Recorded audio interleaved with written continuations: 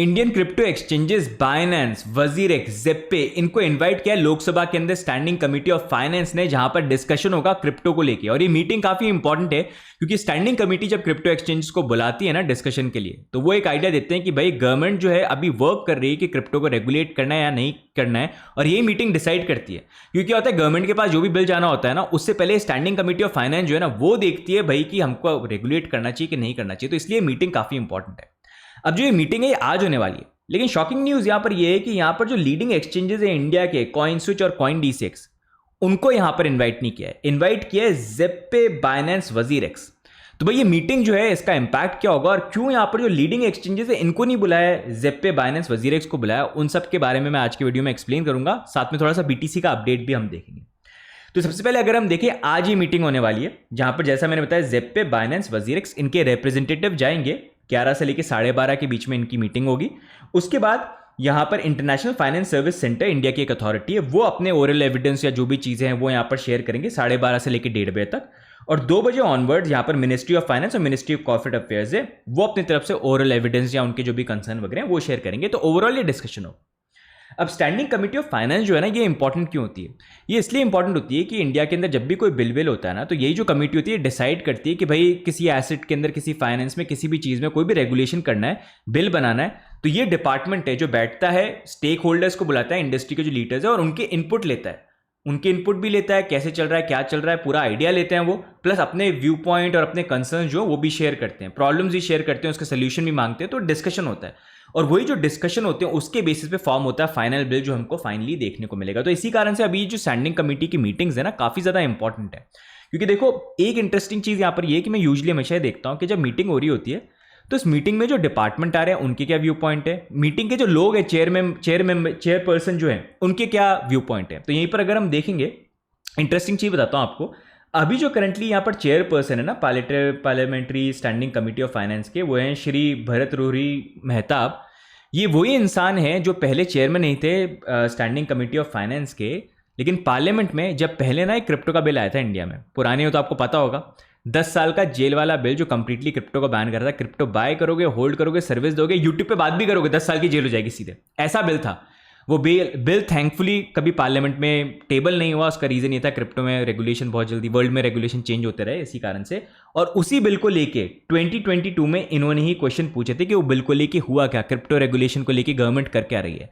तो अब ये ऐसा कमिटी जो बेसिकली यहाँ पर क्रिप्टो रेगुलेशन फॉर्म करते हैं, उसके चेयरमैन यहाँ पर बन चुके हैं। और इनका जो व्यू पॉइंट है क्रिप्टो को लेके, वो बैनिंग का नहीं है, थोड़ा पॉजिटिव थिंकिंग है, जहां पर वो रिकग्नाइज करते हैं अलग अलग कंट्री अलग अलग तरीके से क्रिप्टो को यहां पर डील कर रहे हैं, कुछ रेगुलेट कर रहे हैं, पार्ट रेगुलेट कर रहे हैं, कुछ बैन का देख रहे हैं।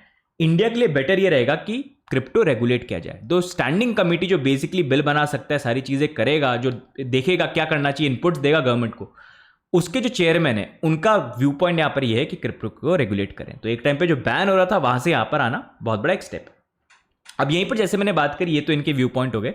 दूसरे जो डिपार्टमेंट यहां पर आ रहे हैं वो भी अपने व्यू पॉइंट शेयर करने वाले हैं। तो उनके भी ओवरऑल अगर हम व्यू पॉइंट देखेंगे तो वो ये है कि अगर हम देखेंगे international finance service centre of authority जो यहां पर अपने व्यू पॉइंट्स देगा, वो काफी इनोवेशन फ्रेंडली होते हैं, लेकिन उनका अभी तक व्यू पॉइंट जो है वो क्रिप्टो स्पेकुलेशन ट्रेडिंग को अलग तरीके से देखते हैं, वो ब्लॉकचेन डिस्ट्रीब्यूटेड लेजर टेक्नोलॉजी को अलग से देखते हैं कि वो पॉजिटिव है, उसको इंप्लीमेंट करना चाहिए। तो उनका तो इनोवेशन फ्रेंडली यहां पर रहता है, लेकिन स्पेकुलेशन से वो दूर है। गवर्नमेंट ऑफ इंडिया की भी अगर हम देखेंगे, मिनिस्ट्री ऑफ फाइनेंस और मिनिस्ट्री, तो उनके भी मिक्स्ड यहां पर व्यू पॉइंट है। तो अभी जो ये मीटिंग है ये काफी ज्यादा इंटरेस्टिंग यहां पर होगी। अब इस मीटिंग के अंदर बात हम ये करते हैं कि क्या डिस्कशन हो सकता है। तो अब जब ये मीटिंग होगी ना, तो यहां पर क्या होगा कि जो एक्सचेंजेस हैं, ये एक्सचेंजेस अपने व्यू पॉइंट देंगे। और देखो, एक्सचेंजेस को क्यों बुलाते हैं, जैसे बड़ा क्वेश्चन ये आता है कि ये कॉइनस्विच, कॉइनडीसीएक्स, मतलब इंडिया के सबसे बड़े एक्सचेंज है, इनको क्यों नहीं बुलाया? तो उसका रीजन ये कि ये पहली मीटिंग नहीं है। स्टैंडिंग कमेटी ऑफ फाइनेंस क्या होता है, कोई भी चीज डिसाइड करने से पहले मल्टीपल मीटिंग्स करती है। बैक इन दिसंबर 2025 इन्होंने एक मीटिंग रखी थी, और इस मीटिंग के अंदर अगर आप देखेंगे ना, ये देखो लोकसभा का ट्वीट आपके सामने आपको दिखेगा, जहां पर ये जो चेयरमैन है यही हेड कर रहे थे। तो कॉइनस्विच, कॉइनडीसीएक्स और कुछ अलग जो प्लेटफॉर्म थे उसके लोगों ने यहाँ पर रिप्रेजेंट किया था। ये आप वीडियो भी यहाँ पर देख सकते हैं। यहाँ पर अब विमल बैठे हुए हैं कॉइनस्विच से, साथ में कॉइनडीसीएक्स के दोनों को फाउंडर्स नीरज और सुमित जो है वो भी यहाँ पर बैठे हुए हैं।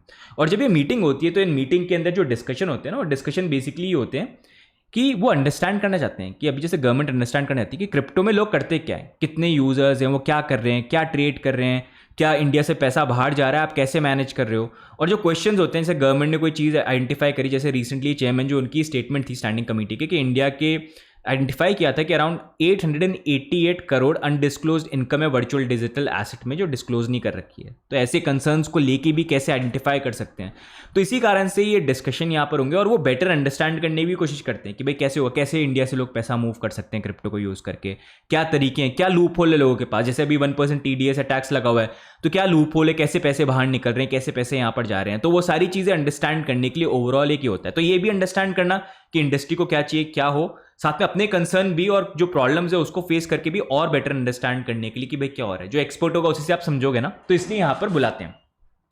अब मेन क्वेश्चन ये कि यहां पर ये बाइनेंस, ज़ेप्पे और वजीरेक्स को क्यों बुलाया।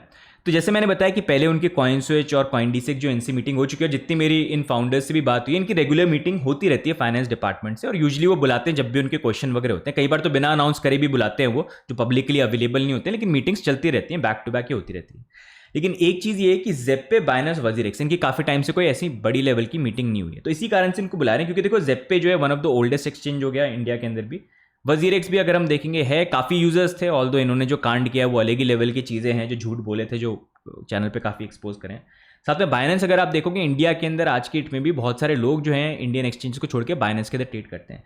तो ये एक्सचेंजेस है जिनके पास बहुत सारा डेटा है, बहुत सारा इनपुट्स है, जो बाकी एक्सचेंजेस से पहले ले लिया, इन एक्सचेंजेस से नहीं मिला।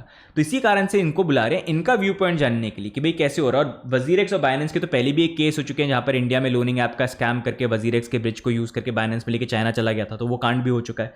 तो इसी कारण से ये एक्सचेंजेस, क्योंकि अगर हम देखेंगे कॉइनस्विच और कॉइनडीसी से थोड़े अलग हो जाते हैं, स्पेशली बाइनेंस एंड वजीरेक्स, तो उसके अकॉर्डिंग व्यू पॉइंट लेना, प्लस इन दोनों का ड्रामा भी चल रहा है, तो वो व्यू पॉइंट लेना, मे बी ये भी समझना कि भाई बाइनेंस वजीरेक्स तुम्हारे बीच में हो क्या रहा है, हैक को लेके भी भाई क्या हुआ, क्या प्रॉब्लम हुई, तो इसी को लेके वो डिस्कशन हो सकते हैं। जो मोर ओवर डिस्कशन यहाँ पर ये भी है उनको अंडरस्टैंड करने के लिए स्टैंडिंग कमेटी ऑफ फाइनेंस को, कि भाई एक्सचेंजेस कर क्या रहे हैं, हो क्या रहा है, यूजर जो रिएक्शन है चीज़ों को लेकर, यूजर करते क्या है, क्या चीज़ हो रही है, कैसे मिसयूज हो सकते हैं, और जो चीज़ें इन्होंने शायद पकड़ी होंगी, जो डिपार्टमेंट यहाँ पर दूसरे आ रहे हैं ना, उन्होंने कुछ चीज़ें आइडेंटिफाई करी होंगी जिससे मिसयूज हो रहा है, उसको लेके भी क्वेश्चन पूछ सकते हैं और बात कर सकते हैं।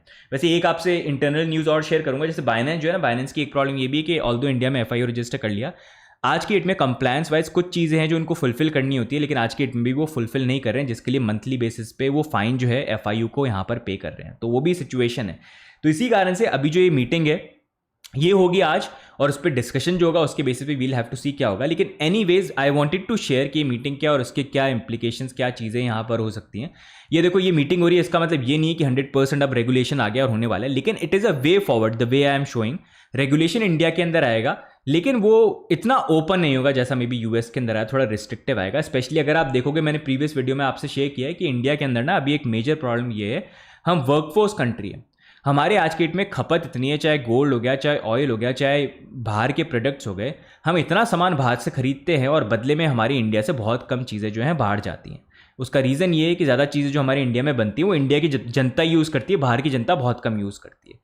एक जो है वो ये है कि सर्विसेज हम प्रोवाइड करते हैं, कस्टमर सर्विसेज हो गया, IT का हो गया, ये सारी सर्विसेज हम प्रोवाइड करते हैं जो इंडिया के 65 GDP पे अकाउंट करता है, वो भी अब डिसरप्ट हो रहा है AI के कारण। तो इंडिया में बहुत ज़रूरी है कि भाई ऐसी कंपनीज बने जो सिर्फ इंडिया के लोगों को नहीं दें, जैसे UPI इंडिया में देता है, ऐसा नहीं, दुनिया के लेवल पे, जैसे आज के डेट में फ़ोन वोन सब कुछ यूज़ करते हैं, जिस अमेरिकन कंपनी के अमेरिका के लोग तो यूज़ करते हैं, हम भी यूज़ करते हैं, इंडिया में बैठकर पूरी दुनिया जगत यूज़ करती है।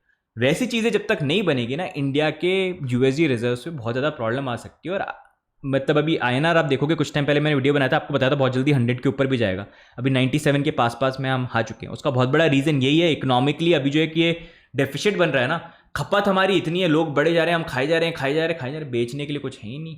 वो तभी होगा ना जब इनोवेशन में हम आगे रहेंगे। जैसे Web3 में भी चांसेस हैं, नए टेक्नोलॉजी में होता है, डिसएडवांटेजेस होते हैं लेकिन एडवांटेजेस भी होते हैं, और गवर्नमेंट का काम यही होता है, एबल गवर्नमेंट यही करती है कि डिसएडवांटेजेस जो है, मिसयूज जो हो सकता है, उसके लिए रेगुलेशन लेके आए और अच्छी चीज़ें जो अपने देश को आगे लेके जाए, हम भी नेक्स्ट गूगल बनाए, उसमें भाई छूट मिले, ईज ऑफ डूइंग बिजनेस हो। नहीं तो वही चलता रहेगा कि भाई यहाँ से लोग निकल गए, दूसरी बड़ी कंपनी के CEO बन जाएंगे, फिर हम बोलेंगे देखो इंडिया का बंदा उस बड़ी कंपनी का CEO है, वो बंदा वहाँ क्यों है भाई, इंडिया में क्यों नहीं है? कुछ ना कुछ तो कमी दिखी होगी ना उसको, या अपॉर्चुनिटी में प्रॉब्लम फेस करी होगी ना, जिसके कारण वो आज मतलब इंडिया छोड़ के किसी और बाहर कंट्री में चला गया। तो इसी कारण से ज़रूरी है, लेट्स होप कुछ पॉजिटिव यहाँ पर निकल के आए। लेकिन क्या इंटरेस्टिंग डेवलपमेंट होता है उसको लेके I will share update video with you guys, ताकि आप अपडेटेड रहो। लेकिन आपको एक व्यू पॉइंट मिल गया होगा, बाकी आपके क्या व्यू पॉइंट्स हैं do share in the comments. बाकी वजीरेक्स जा रहा है, देखते हैं क्या पूछते हैं भाई उससे। वजीरेक्स का तो क्या ही बोलने, बताओ यार, बट एनीवेज, अब नेक्स्ट मूविंग ऑन, थोड़ा सा मैं आपको मार्केट अपडेट जो वो भी दे देता हूँ बिटकॉइन को लेके, क्विक अपडेट आपको दूंगा। लेकिन अपडेट देखने से पहले डिस्क्लेमर जो है उसको चेकआउट आप कर लो, थोड़ा सा देख लो यहाँ पर, और लाइक भी कर दो भाई के लिए और सब्सक्राइब भी कर लो।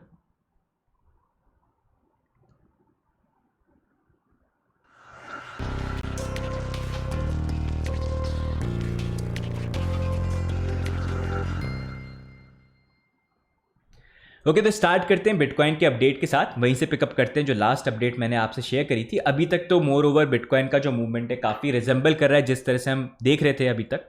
लास्ट अपडेट के अंदर भी हमने बात करी थी $75,000 जो है वो एक सपोर्ट का लेवल बन जाएगा, एंड प्रॉब्ली फिर एक हमको बाउंस देखने को मिल सकता है $78,000-80,000 का, और फिर एक करेक्शन के चांसेस यहाँ पर बन जाते हैं।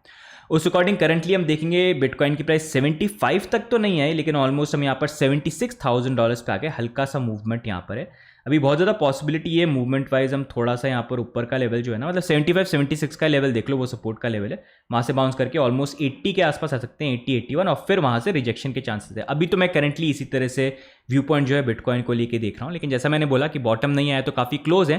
ट्रेड वाइज अपॉर्चुनिटी है जहाँ पर लोअर लेवल टेस्ट हो सकते हैं, आप बाय भी कर सकते हो इफ़ यू वांट, या फिर आप ट्रेड भी ले सकते हो, लेकिन बॉटम के हम काफ़ी क्लोज आ गए अगर आया यहाँ पर नहीं है। लेकिन जैसा मैंने बात करी, ये पैटर्न काफ़ी टाइम से मैं शेयर कर रहा हूँ कि फरवरी मंथ से बन रहा है, लेकिन यूजुअली जब ये पैटर्न बनता है अच्छा नहीं है, तो वही एक सिचुएशन जो है करंटली यहाँ पर बन जाती है, जिसके कारण आई फील एक लोअर लेवल का एक टेस्ट बन जाएगा, लेकिन it's gonna be not that much. लेकिन वो अभी बाय करना है $50,000-70,000 का लेवल जो आप देख सकते हो। सो $75,000 सपोर्ट रहेगा जहां पर हमारा 20 वीकली मूविंग एवरेज है, और अगर हम बाउंस करते हैं यहाँ पर जो रेजिस्टेंस का पॉइंट है वो है 20 से 200 डेली मूविंग एवरेज, जहां पर भरत मिलाप भी होने वाला है। तो मूवमेंट वाइज अगर हम बात करें समथिंग लाइक दिस कि 75 के आसपास, 75-76 से बाउंस करके यहाँ पर ऑफ है अभी के लिए, तो यही व्यू पॉइंट यहाँ पर है। बाकी आपके क्या व्यू पॉइंट है बिटकॉइन को लेके, डू लेट मी नो। साथ में वीडियो एंड करने से पहले थोड़ी शिलिंग कर देता हूँ गाइज, अगर आपको मतलब सपोर्ट करना है चैनल को तो please do follow us. Link आपको नीचे, लिंक क्या मिल जाएगा आपको, सॉरी, सब्सक्राइब का बटन जो है आपको यहाँ पर मिल जाएगा, सब्सक्राइब का बटन दबा देना, नोटिफिकेशन बेल जो उसको भी ऑन कर देना। साथ में अपडेटेड रहना चाहते हो टेलीग्राम का आप जो हवेली वहाँ ज्वाइन कर लो, स्टैंडिंग कमेटी को लेके भी क्या होता है, we'll try to keep update. सबसे पहले न्यूज़ जो आपको यहाँ पर मिलेगी इंडिया के अंदर सबसे फास्टेस्ट, तो यहाँ ज्वाइन कर लेना फास्टेस्ट हवेली में। साथ में if you want to use partner exchanges, तो एक्सचेंजेस के अंदर हमारे पार्टनर एक्सचेंज कॉइनस्विच को आप यूज कर सकते हो, way you will also get benefit plus it will also support us indirectly. CoinSwitch पे भी आप साइन अप कर सकते हो, लिंक नीचे मिल जाएगा।